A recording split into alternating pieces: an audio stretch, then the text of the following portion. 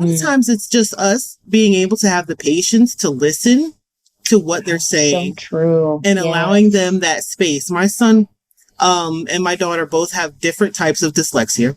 And my son is a storyteller. When he gets to the part where he wants to tell a story, it might take him 45 minutes, especially when he was little and very, very talkative. Oh, yeah. But I'll tell you, one of the best times I had with him was we were laying in my bed and I just woken up and he had a story he had to tell me. Oh, wow. He was about 7 and he just had the story burning in his soul. And I said, oh, honey, what? And I'm so tired. It's like, he's like, I have to tell you the story. And he starts telling me the story about this alien invasion that he had a dream about. And I'm telling you the story for 45 minutes long, but it was an experiential story because we had taught him some basic sign language growing up because he was very upset about not being able to communicate right away. And this is like before kids form sentences. He was annoyed that he couldn't do it.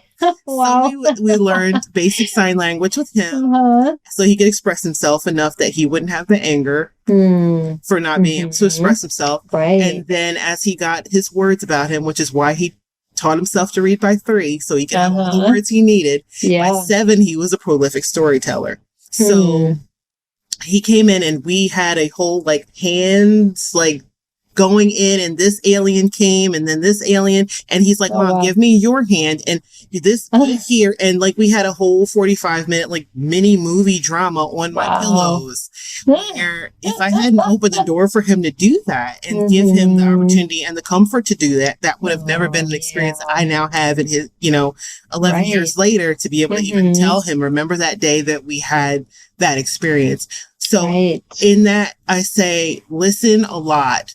And try to have the patience to listen a lot. My daughter is a very talkative person, very social, and she tells a story. But the thing is that she also makes them up. She'll do videos of them, and cool. She really enjoys watching those things on YouTube as well. So that's part of her learning experience. And the hard part for me is to remember to listen when she's talking, because she does talk a lot. So I have to remind myself to tune my ears in. And I told her, if I have to say, sorry, honey, can you repeat that? Don't be upset with me because I want to hear what you're saying. I just wasn't ready. Right. So we work on That's great. And sometimes I'll even ask and give an assessment. Hey, do you think that I listened to you enough this week? Is there something that you thought I missed that I should have paid more attention to?